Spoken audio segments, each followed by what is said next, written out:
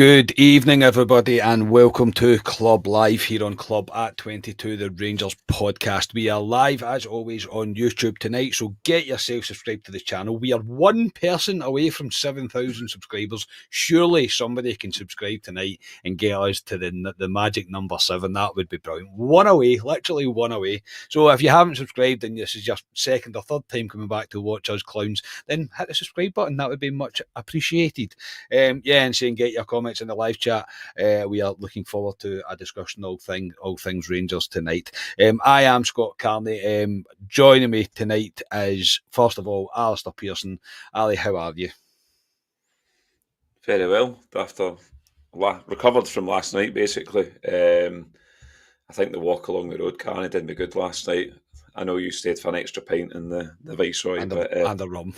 A pint and a rum. Oh, and God, Carney Christ, you behave yourself. But no, it was an eventful night, which we'll get into. But the tie is alive, and that's what I asked for.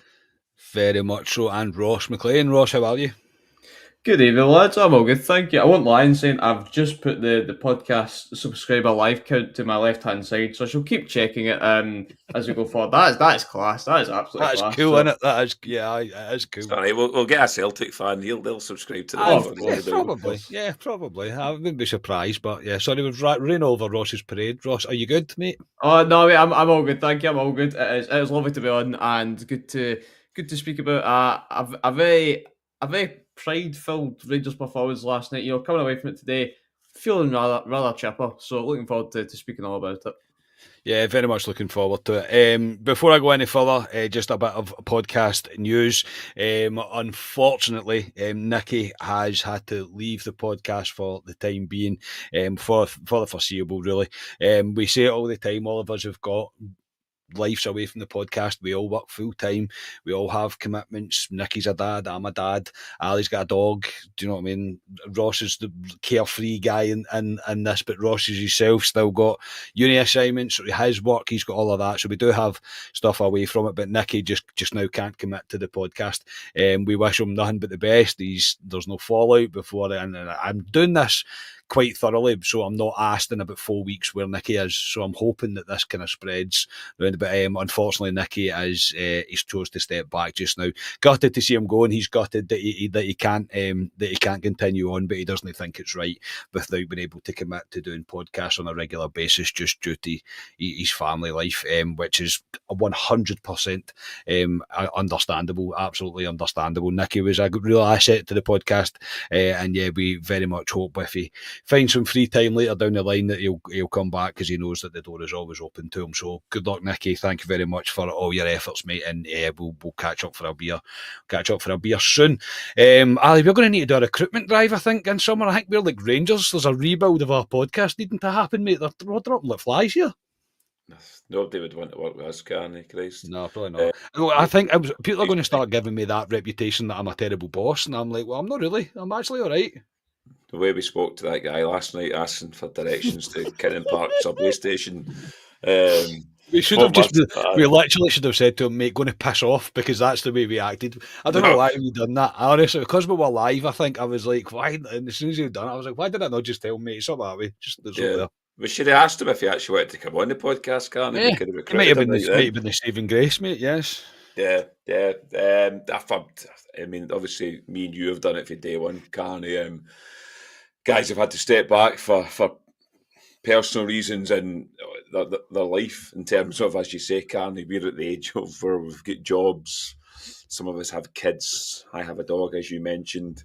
Scotia's work hours are completely different to what he had when he initially was on the podcast as well. So it's, you never know. The door is open for everyone, so you never know. Absolutely. Some may return.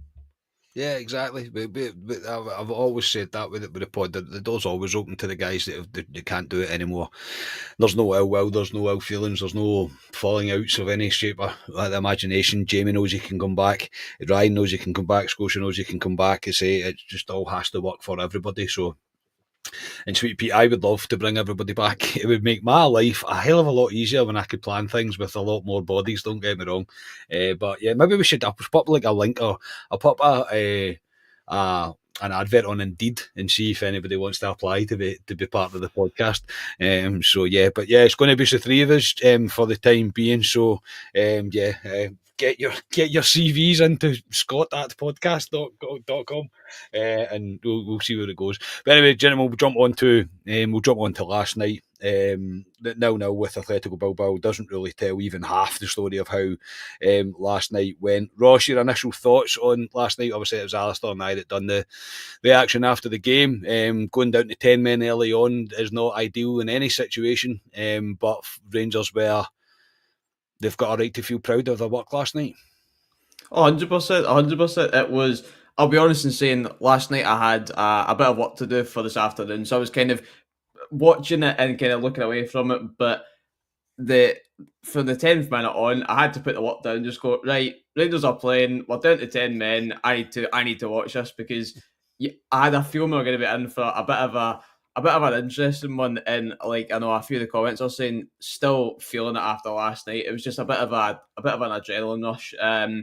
But as in the words of Ferguson, we've put ourselves in. The tie's still alive for next week. We are very much still in the tie against a very, very decent Bilbao side. So it is just unfortunate the way that it went with Proper. It's the ifs and buts. We'll come on to the incident, obviously, but what would have happened with 11 men? What would have happened if, for me, I don't think creatively we were great. If we had a few, maybe, if attacking players had a bit of a better day, I don't know.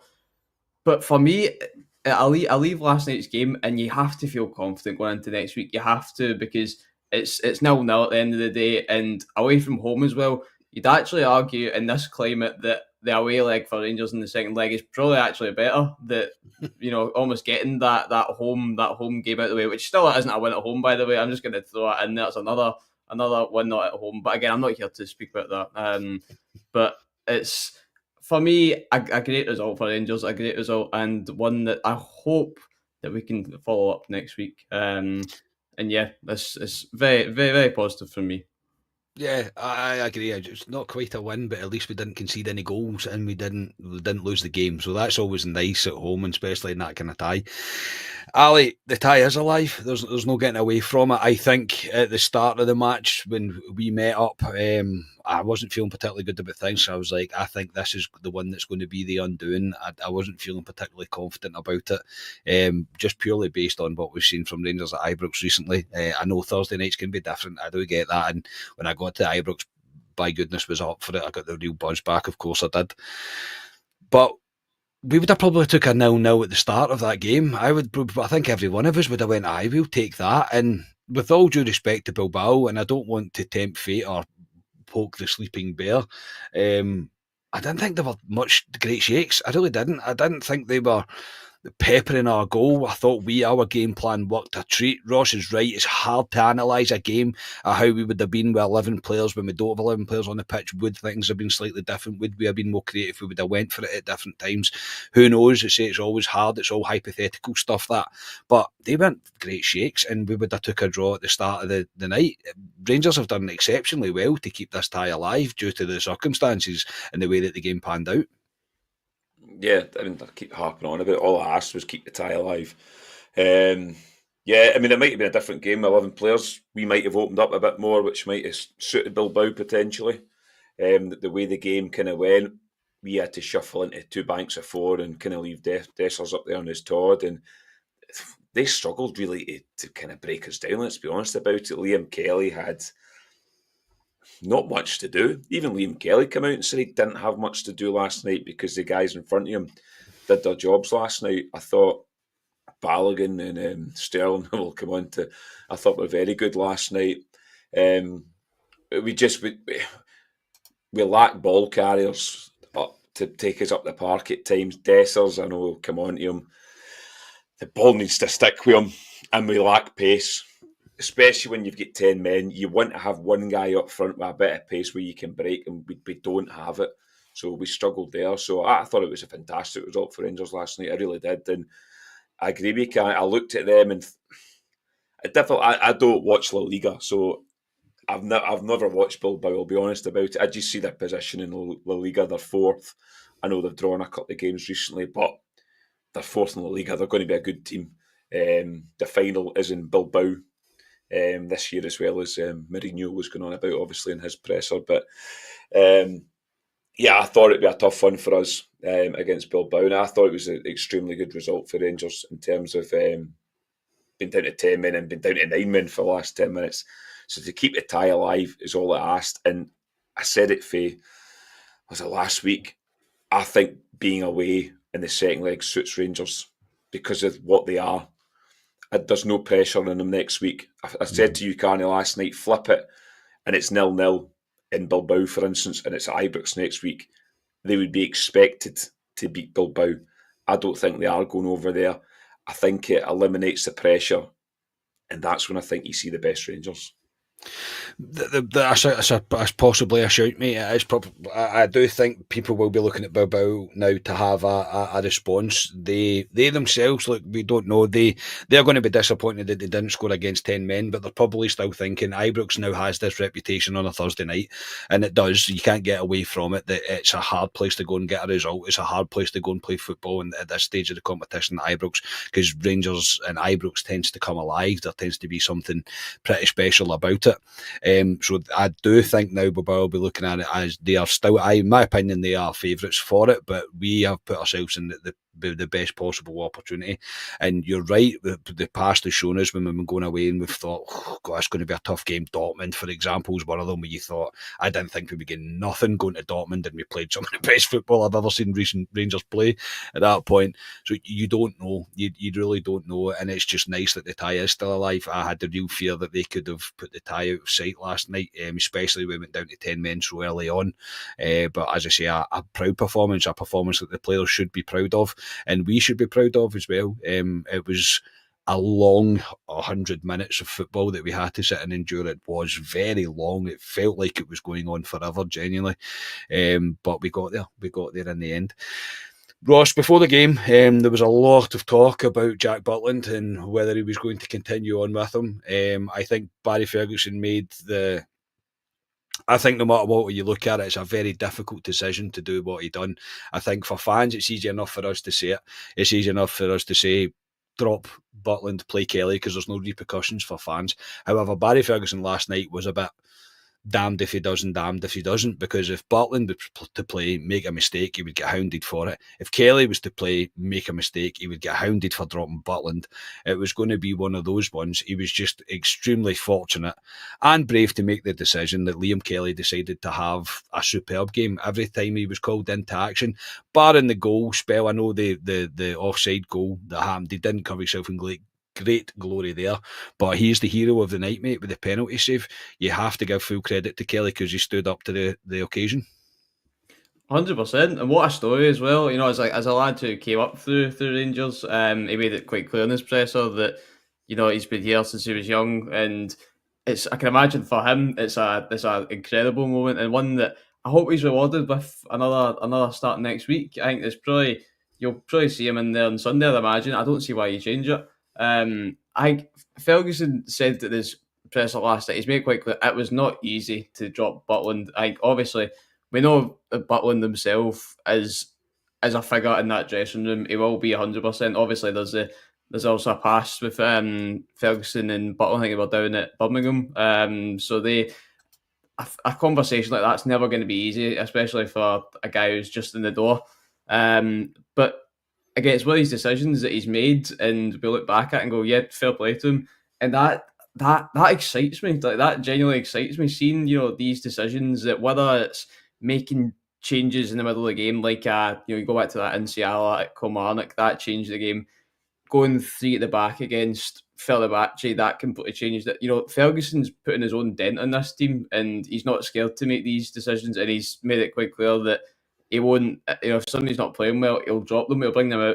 I hope he sticks. I hope he does that with Dessers, don't get me wrong. But, you know, he's hopefully, you know, try to make his own kind of stamp on the team. And as we say, putting the team first. Whenever there's individuals who are maybe, you know, aren't up to the scratch just now, making changes, and the results are coming from it. So it's outstanding from Kelly. And I just hope I'm sure he will be, but I hope he's rewarded with a I start next week. And yeah, he's a good talker as well. He's like a proper like Scottish lad.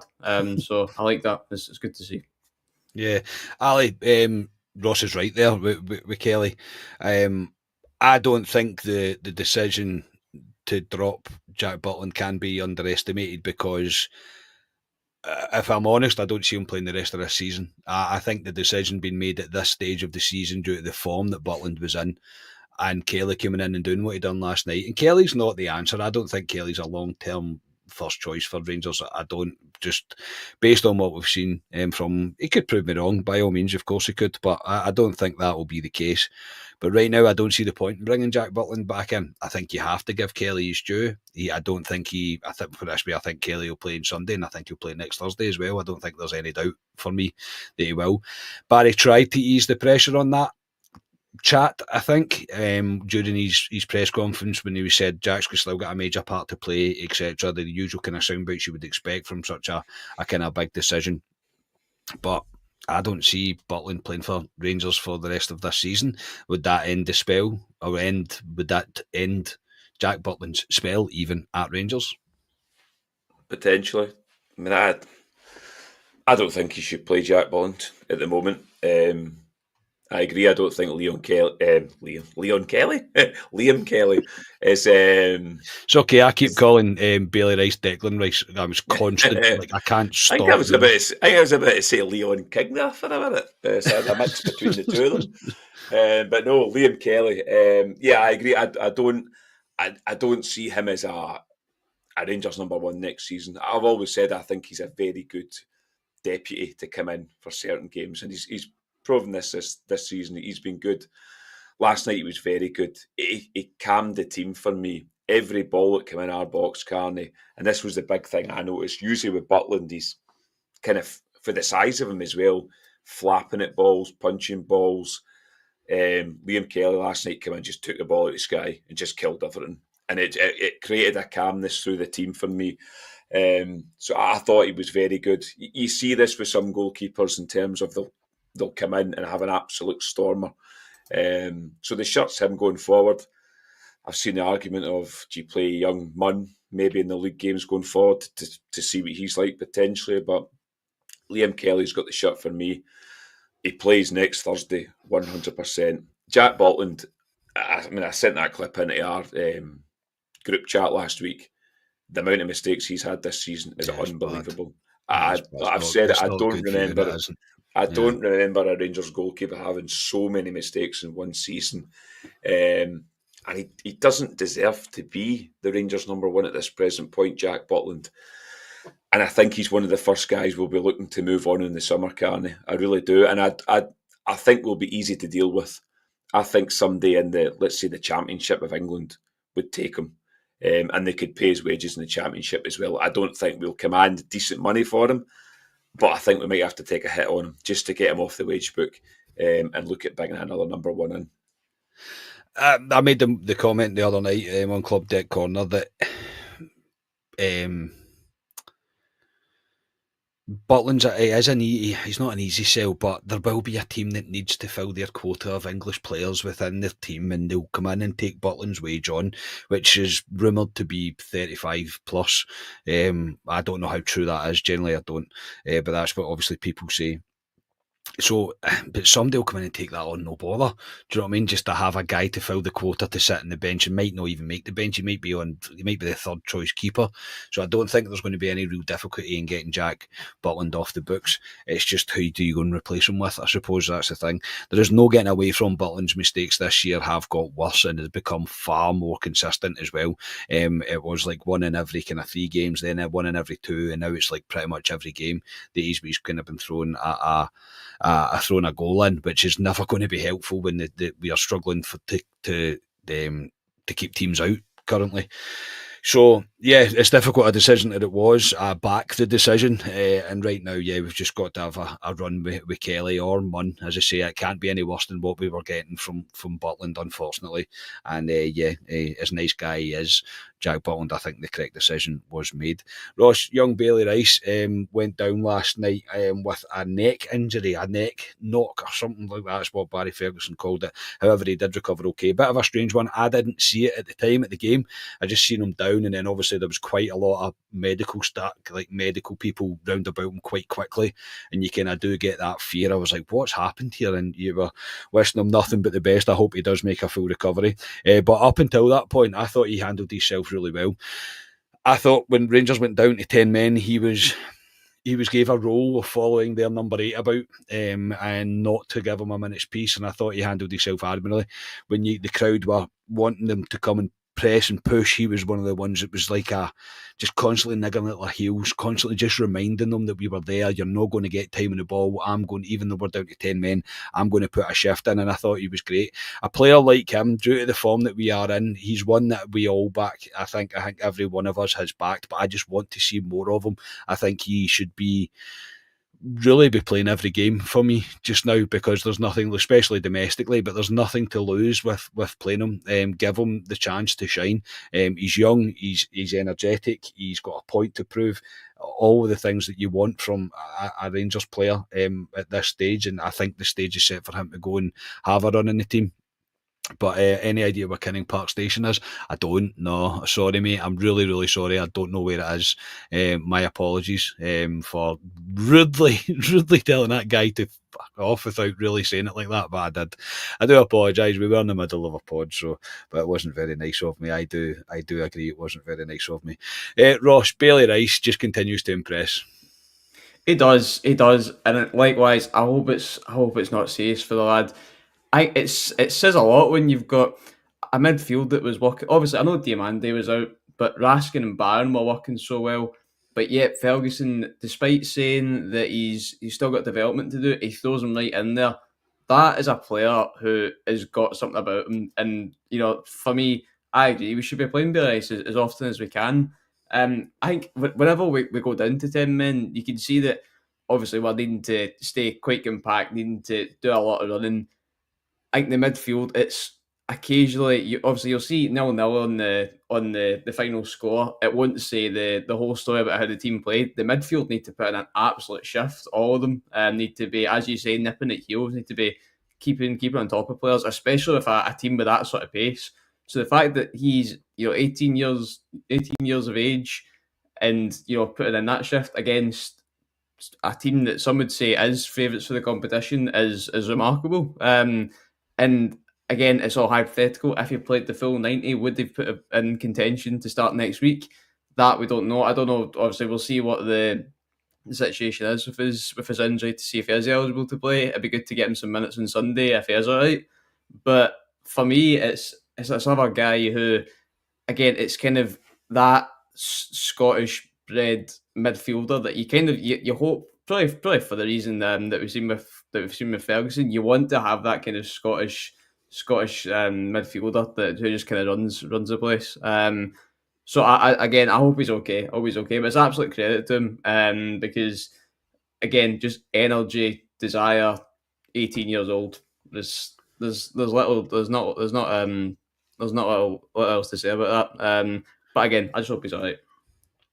Yeah, Ali, it was a strange, but not many people seen it. Not sitting around me anyway. Nobody really noticed what had happened with Bailey Rice. But you've just got to get him in the team now, don't you? You've just got to give him the rest of the league. You have to. Surely, there's nothing to lose now. If Barry is dead set on these changes that he probably rightly has to make due to the way the team performed, especially against Hibs, then Bailey Rice is the one that stands out for me. I just want to see more of the lad.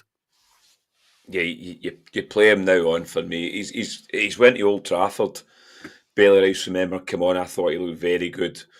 We've seen him in cameos last night. I thought he was very good. Mr. Haymarch texted me last night, and all he said was Bailey Rice with a love heart. That's how much I think he enjoyed his performance. But composed on a ball, wants a ball all the time, doesn't go hiding, moves the ball quick, always got his head up. He gets stuck in about it as well. He's not small as well. So, yeah, he's got all the attributes to be a good player moving forward for Rangers. And you got to play him. You look at Lennon Miller's the example folk keep banging on about in Motherwell. He's been playing in that Motherwell team since he was, 16 or something? And you look where he's been touted to go. And apparently, out the two of them, Bailey Rice was the better youngster. so some people have said. I think he's been unlucky with certain managers, but I think Barry Ferguson, after the Hibs game, said he's going to change stuff going forward. And I think he's one that you would play going forward, Bailey Rice. I thought he was good last night. And we need to use the youth team. That's the whole point of youth teams there. If we can blood guys like this and they can go to the next level and ultimately potentially sell them. But yeah, I thought he done himself proud last night, Bailey Rice. And interestingly, he picked him over Conor Barron.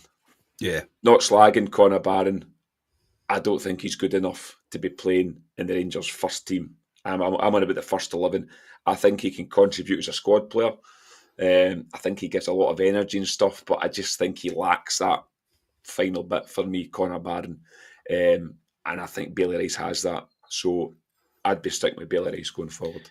I think it's the quality on the ball thing with Barron. Yeah. I don't think there's much there. I mean, he can get away. I mean, you always need guys to win the ball back. Of course you do, but Bailey Rice can do that and he can pick a pass and he wants to take the ball. Barron takes the ball as well, but he's not the best kind of going forward. He's very much not your six, if you like, your kind of your playmaker six, but he's your ball winner. He will go and win the ball, and I can't get anything away from Barron because he'll run his heart out. He literally will run his heart out. He'll literally not stop. He's never a guy that I think's got any sort of lack of effort about him. But yeah, I would agree. I think right now Bailey Rice has to continue to play going forward. Absolutely no doubt about it. We'll come on to the red card and the penalty decision that was awarded. We'll kind of put them both into the kind of one bracket.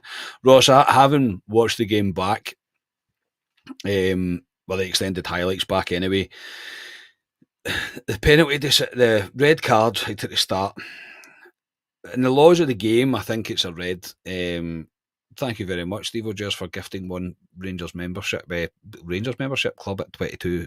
The Rangers podcast membership, I should say. Very much appreciated, mate. Thank you very much. Lucky devil, whoever you are, you're now a member of this, a fantastic Rangers podcast channel. Rossi, week 7 yet? I was going to say, I think Bailey Rice must have been listening because he's subscribed. Yes, we've done it, boy.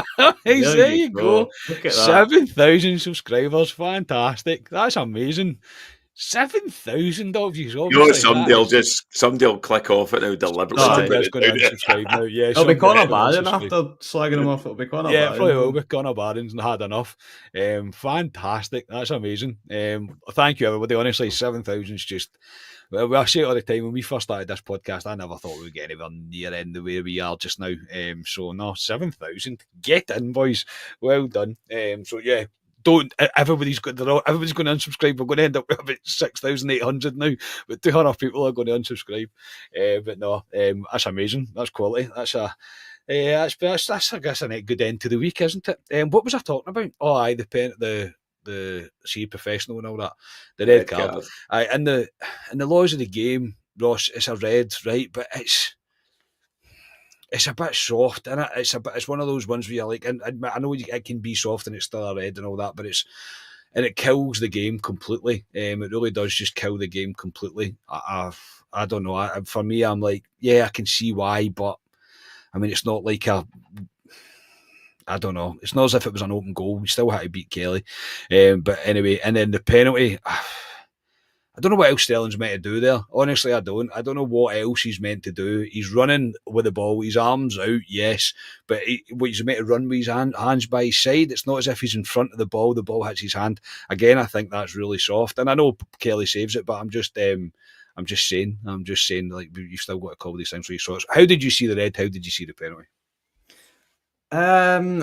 I'll be honest and say I'm still quite undecided on the both of them. I think first of all, the penalty, I reckon if it's any other player who isn't as fast as Williams is, he's maybe getting away with it, because the speed that Williams is going at, right, he turns on the ball and he's as fast as anything. If that is, say if that's, I don't know, whoever player like who isn't as gifted with the old pace, I don't know if he's as far through on goal or given it as a clear goal scoring opportunity. So I don't know if it's maybe something to do with that, but I get it, but it seems harsh. You know what I mean? It's one of these decisions that if it keeps happening over and over again, you'll just fall out of love with football because what can you do? Yeah. There was definitely a very angry McCoist in the gantry last night on the commentary. He was not happy at all. In terms of the handball, I mean, I don't mean to sound daft. Is that not just like gravity? Like, does he not need to like somehow get himself back down to the ground after jumping? He can't exactly bow tie them to his wrists, whatever. There needs to be some form of kind of acknowledgement there of right. The guy is coming back down to the ground. I don't think he's intentionally handballing it. Again, I'm still quite undecided on them both. I haven't seen them both. I've seen obviously the replays, but I don't know. It's just these decisions that, thankfully, the both of them, it's decisions like that on another night, that's you're in or you're out of the Europa League because the tie could have been dead and buried. Just it's thankful that the team put in a performance that they did, that we're still in the competition. But I don't know. It's just one of these ones. Don't get me wrong. If it happens to us, I'm screaming for it because it's a clear pen, it's a clear red card. But at the same time, it's not. You know what I mean? Like it's just Yeah. It's not ideal, but I'm glad it didn't come back to bite us. Ross has probably hit the nail on the head there, Ali. When it happens to you, it's not a red and it's not a penalty. If it happens against you, you're like, red card penalty all day long.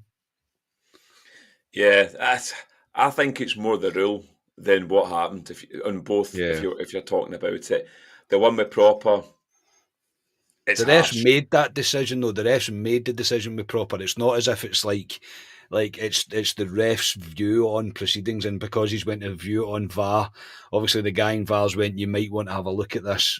I don't know. It's the ref's perception of that incident that sent him off.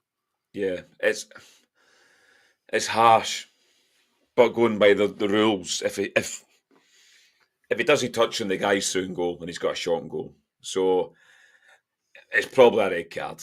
The only thing I would say in Proper is, if we knew Proper was playing tonight, why has he not had a bit more game time? Maybe against Hibs. He's not really played for Rangers. Bit rusty, Proper. I think we'll probably see him against Aberdeen for obvious reasons in terms of resting players for Thursday night. But it was soft. Ruins the game a bit, but it's a red card. The handball, I seen it back again today. It's harsh, what's he meant to do? The ball's coming. He's not even looking. The ball's coming down. For me, that's not a penalty. But again, it's the law. It's the rule in terms of this handball rule, which can be interpreted different ways. But looking at that, for me, that's extremely harsh to give that as a penalty. He's not even looking. Doesn't see it. What's he meant to do? He's got arms. Is he not allowed to have arms? Does he? Something? Does he have arms? Does he? He has arms. Yes, he has arms. But it's nonsense, because what's he meant to do with his arms? It's not a penalty for me, that one. But again, it's that law. How many handball penalty kicks have we seen been given in the last year? And you're all looking at each other going, "Nah, it's not a penalty," and somebody else going, "No, I think it is a penalty." So it's one of them. They need to kind of clear that rule up a bit more. But for me, nah, that's not a penalty. Yeah, for me as well. I thought it was extremely harsh, but it doesn't matter because Liam Kelly was deciding that he was going to make a fantastic penalty save, and it was an absolute. I deserved the point just for that save alone. We deserved not a point, a draw out of that game. You know what I mean? We deserved the draw just on that save alone. So yeah, just one of those nights where you're like, everything wasn't going for us and still went for us, and we still managed to do it. So, we were obviously speaking of Sterling. Ross, it's been confirmed today by Barry Ferguson that it is a long-term injury. It's Achilles that he has a problem with, and he's going to have surgery on Monday, and it will be long-term. This is again, people might say it's harsh on me. That should be the end of Sterling at Ibrox. We cannot continue on with players that just can't stay fit and constantly break down with injury. Sterling's been back at about the same amount of time he's usually back for, and now he's out again, and he's out for the rest of the season, more than likely. Yeah, I doubt we'll see him for the rest of this season if he's got a serious surgery to get on Monday.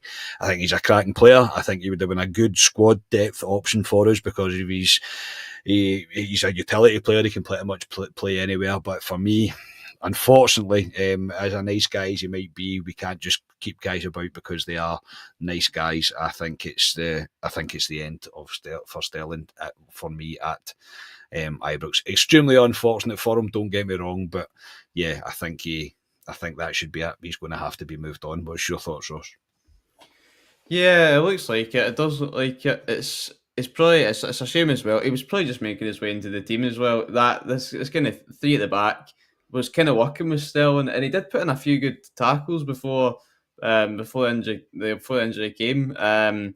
But it's just, if we want to move forward, I feel like we need to try and prevent this whole injury situation. And when there's players, who are consistently, cropping up with injuries, then you need to let them go. Unfortunately, I include Cortez in that situation, but we've paid a few quid for him, so we might need to see him for at least a few more games. But I don't know. I do think Stell's a good player in his day. I agree. I do think he could have his bit to play in the team, but it's a risk, and it's a risk that we need to try and eradicate as soon as we can. I do think he's probably the perfect profile that we need. I think he's 25. He's can play all over the back line, kind of similar to what Casemiro was doing. Even that one, Casemiro is more defensively based. Sterling could play in the midfield, but again, that's another player who's injured. So I do see if we can find if Casemiro and Sterling's twin brother kicking about, then I'm sure there's a spot at Ibrox for him. That's for sure.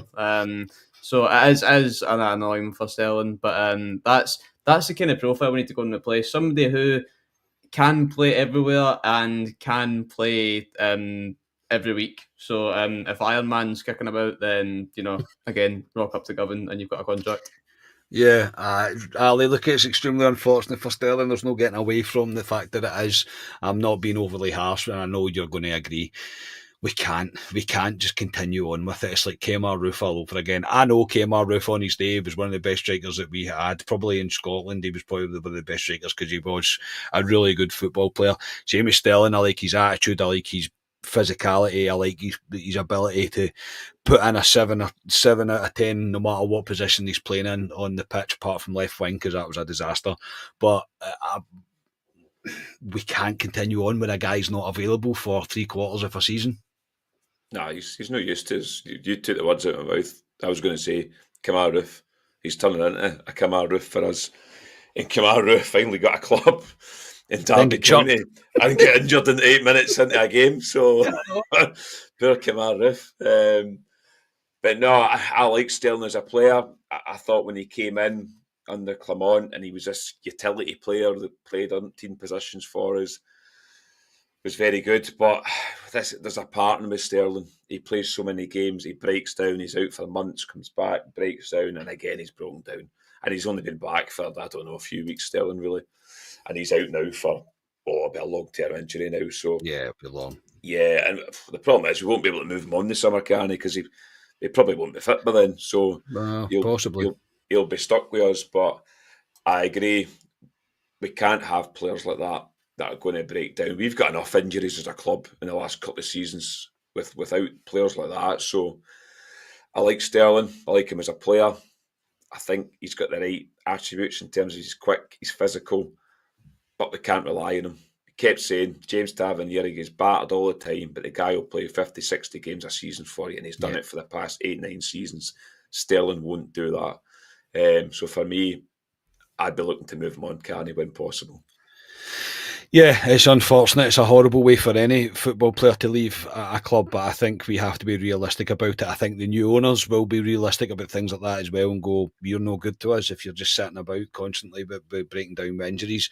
And yeah, as I say, it's unfortunate that it's happened, but it happens consistently. And unfortunately, that's the nature of the beast. He's going to have to get moved on because he's simply not reliable. But if we can replace somebody, I think we need about 2 or 3 additions like him in the squad, guys in their positions that are physical, that are strong, that are pacey.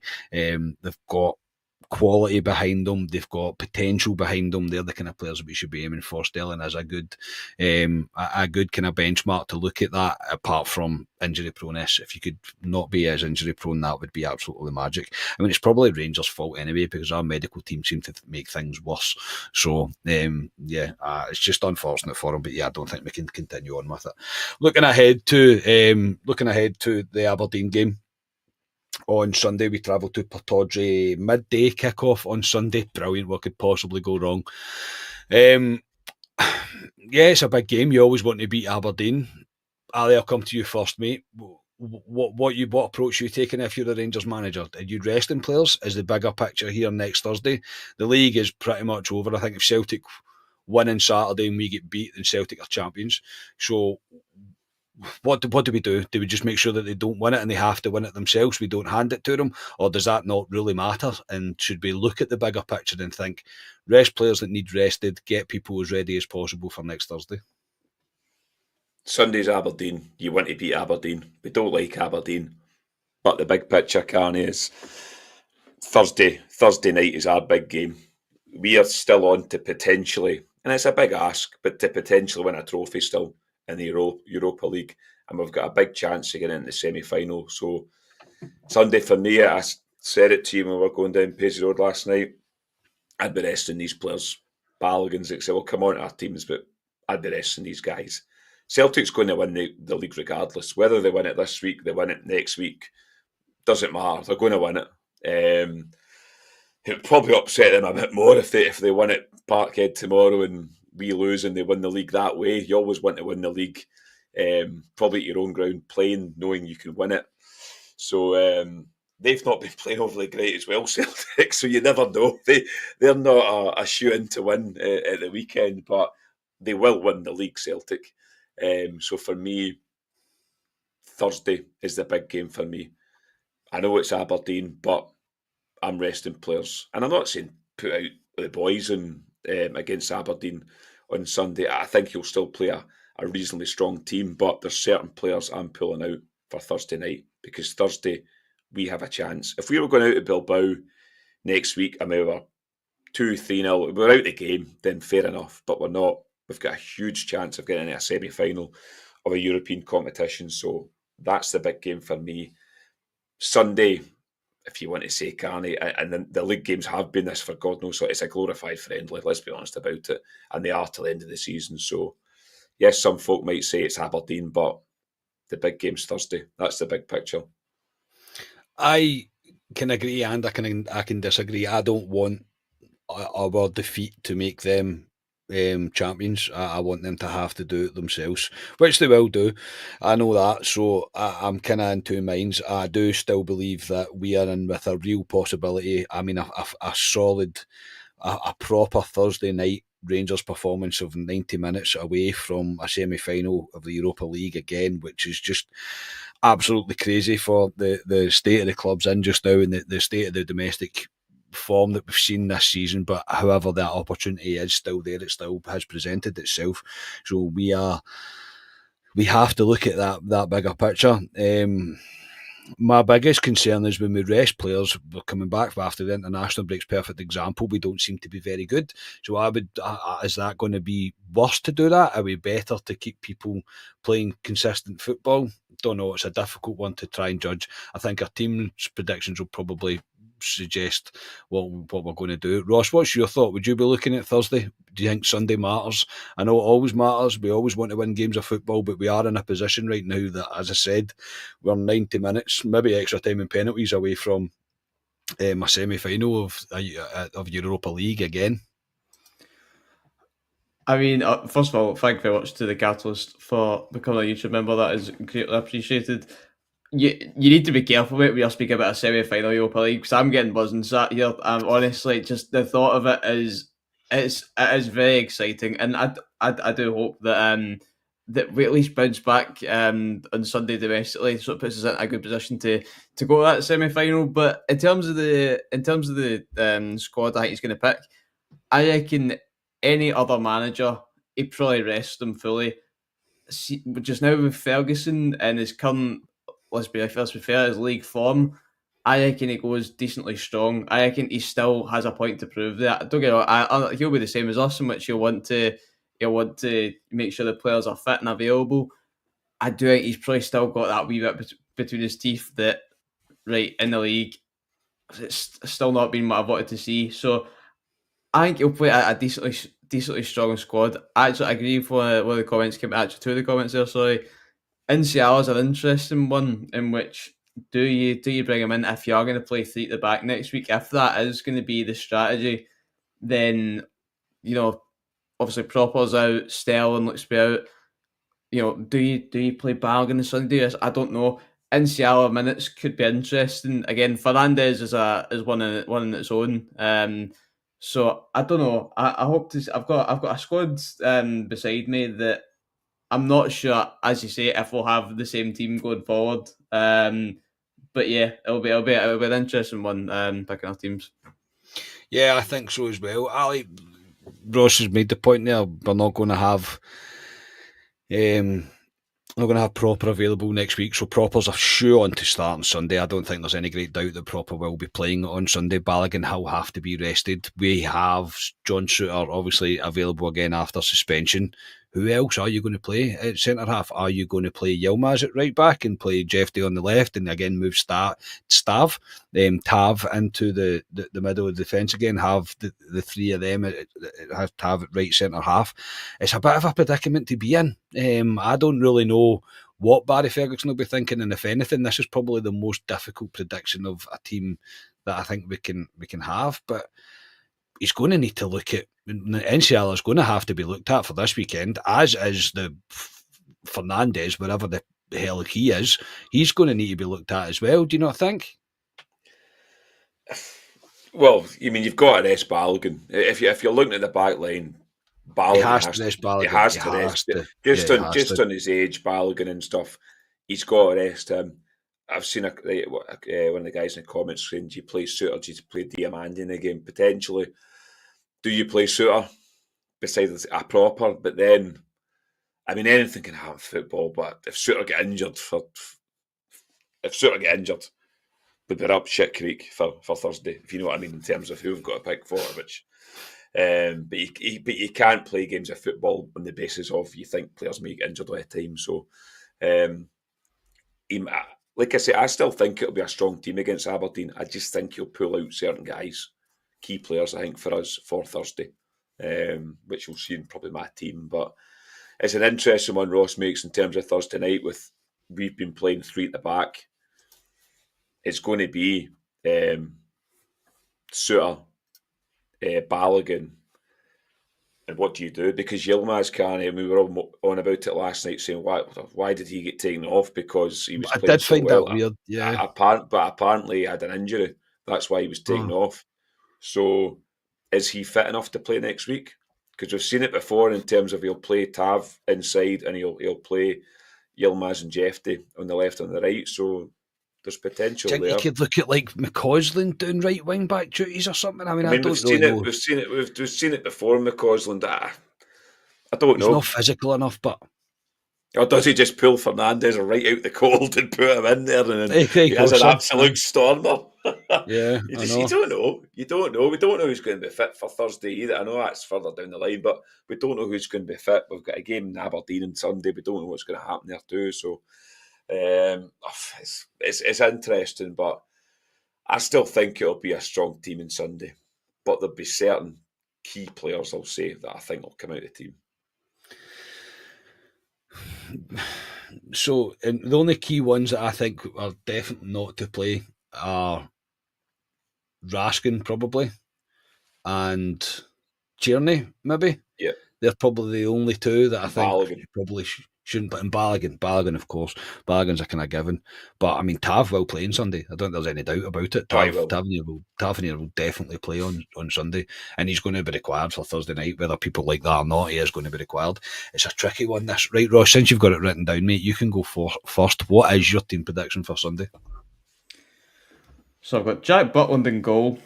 I've got Kelly starting in goal. I've got a back three of, I'm going to start Suter. I'm going to go Suter, Proper, and Tav, three at the back. I think you're going to see three mid. Well, you've got obviously Tav right wing back. Jeffy, I'm going to start Jeffy just because Yilmaz is carrying that bit of a knock, whatever. If he is going to play next week, I maybe rest him. And then I think the midfield three, I reckon Raskin will start. I think you'll see Raskin, Barron, Diamande, that midfield that has been working well in these high pressure games. I reckon you give that a trial before next Thursday, and even maybe bring maybe Raskin off late on. It'd be the perfect game for Bailey Rice to kind of bring him on. But I think they're going to be a strong three in midfield, and then I think you make a good point with Tierney, because I had Igaman and Tierney as your two, but I do think you could maybe rest Tierney. So do you have Igaman and Dessers? But Dessers isn't doing it for me, lads. He's not, unfortunately. So I think you make a good point. I'm going to switch it. I'm going to go Igaman and D9. But I think it's a fairly strong squad. The only other thing would be you play Suter, Proper, and Ciala. Maybe play Tav as right wing back. I don't know. Maybe play a wee bit higher forward. But yeah, I reckon that'll be the team. And I'm gonna go. It's gonna be a classic 3-2 Rangers with a Diamande back in and first goal scorer. It's a difficult one. It is a difficult one to try and predict. I think the formation even in itself is a difficult one to try and predict. I'll go for a 4-3-3, I think. And one thing I will say, when Hadji put in a hell of a shift last night, I thought he was good. I do. I think when he moved a little bit deeper, he kind of shown something that maybe we're not used to seeing from Yanis Hadji. I thought he was dogged. I thought he was determined. I thought he put a real shift in, and it's made me have a wee think of maybe he's an 8, maybe he's not a 10, maybe he's an 8, maybe we're playing him in the wrong position. So based on that, and I think my eyes are very firmly on Thursday night. So look, Barry's probably going to name a strong team, and we're probably talking about this for no reason, but my back four would be Kelly, Tav, Suter. I'd probably bring Ciala back in, kind of out the cold. Give him a go, or Proper. No, in fact, it'll be Proper. Sorry, apologies, it will be Proper. So Suter and Proper. Jeff Day on the left. A midfield three, I would be resting Raskin. A midfield three, I'm going to go, and I'm just saying, I don't know where Tom Lawrence is. I don't know if he was injured or just not picked on last night. I've got no idea. If he is fit, I would play Barron as your 6, Hadji as your 8, and Lawrence as the 10. I would play Cortez on the left. I'd play McCausland on the right, so I would go for a 4-3-3, and I would put Igaman through the middle to see if he can get his shooting boots back. The only reason I would do that is you've got to look at Igaman. I think should start next week. Don't get me wrong, I don't think it should be Dessers. Saying that's maybe not fair on Dessers, considering how well he played against Fenerbahce away. Don't know, it's a difficult one to say. But Cortez, we need to see him at some point. Like, the guy's been on the bench now for I don't know how long, so we're going to need to see him. Give him a run. I would save Bailey Rice if he's got any sort of knock at all. Save him and utilise him for Thursday evening. But yeah, I'll go for a kind of much different looking team than we've seen in recent times, and I'm going to go for. No idea, man. I'm going to go for 3-1 Rangers. Yeah, and I'm going to go for Igaman to score a brace and get himself back in the scoring boards after the Old Firm. Get his shooting boots back just in time for Thursday evening. Ali, what are you going for? What's your team? What formation are you picking, first of all? I think it'll be roughly a kind of 4-3-3. Or a 4-2-3-1 or whatever. But I think Suter and Diamande might start. Reason behind it is because Sunday to Thursday, there's plenty of recovery time there for them. They didn't play, obviously, last night. So Kelly in goal, Tav, Suter, Proper, Jeffy. Your favourite? He's your favourite as well. Nice. He's my favourite proper. Jeffy at left back, because if Yilmaz is get any niggle, I'm not risking him. I agree, I'm pulling Raskin out. He could probably play Raskin. I think he's the type of player, Raskin, that could play Sunday and he'll play Thursday. I wouldn't be surprised or shocked to see him there, but I'm pulling him out. Connor Barron, Diamandi, just sitting just in front of him. Tom Lawrence I'd love to know where Tom Lawrence is. I agree, Carney. If Tom Lawrence is available and he's fit, I would play him. If not, I'm playing Hadji there. And then my front three would be, I'd play McCausland on the right over Cherny. And the other two, and there's one guy that I don't rate, but I'd play him, because I've had joy before with it. I'd go Danilo and Egerman up front. That's the kind of front three I would go. And I'll go, 2-1 Rangers. And Egerman, they get his scoring boots back on. Any win will do, and any team selection will also do if we win. I really don't mind, as long as we see a better performance than we've seen last time domestically, then yeah. But I think there's quite a lot of people that it'll be 50-50, I reckon, about people thinking about Thursday night, and people thinking about, well, we still want to beat Aberdeen and we still want to make Celtic win the league. So I can understand it from both sides, but realistically I think we have to concentrate on Thursday. We've got a chance to reach a semi-final of a major European tournament yet again, and for me that's the big bright lights of a Thursday night are just attracting me a lot more than the terribly dim lights of Aberdeen. So yes, that will do us for this evening. Thank you, chat. Thank you for everybody for getting involved in the chat. We'll be back on Sunday with a reaction after the game, win, lose or draw. For tonight, Alistair, thank you very much. No problem. We'll look forward to Sunday when it appears. It is the sheep. We don't like the sheep. But it would be nice if Rangers went there and didn't concede 2 goals straight away. And nice. Had it up. It would be good if we flipped the script and actually went 2-0 up and had a boring 2-0 win or something. I would take that all day long. But I'll be honest, my eyes are looking towards Thursday next week, Carney. Aberdeen, I just went out of the way. If Celtic win the league, the weekend they win the league, they're going to win it regardless for me. So all eyes on Thursday night for me, but I'd like to beat Aberdeen along the way. It's always good to beat them. Always good, because my stepdad's a sheep season ticket holder as well, so it's always good. It's always good when we beat them. So that would be nice. I would enjoy it. Ross, thank you very much for tonight. Thank you. That was good. That was very good indeed. I won't lie in saying that I stupidly thought it was a 3 o'clock kickoff on Sunday, so 12 o'clock was a bit of a shock to the system. I've had to reschedule the bingo, that's for sure. But I'm looking forward to Sunday when it comes. And yes, I hope everyone, your team wins on Sunday. And again, thank you for 7,000 subscribers. That is absolutely outstanding. So yes, here's to the next 1,000. Yes, here's to 8,000 now. That's where we'll aim next. We'll aim at 8,000 next. Honestly, brilliant. I can't thank you enough, honestly, for the continued support of this podcast, and to get us to 7,000 subscribers, mental. I think we're so close as well to 3 million views on YouTube. It's just bonkers stuff, man. It really is absolutely crazy, but we appreciate it. Genuinely, we do appreciate every bit of support that we do get. We always say it all the time, we're just guys that are Rangers fans just like you. They just decide to do it on YouTube. So but we really do appreciate it. 7,000 is never something I thought we would get there, but we have done it. So yes, before you go, please like the video, subscribe to this channel. Let's go for 7,001. See if we can do that.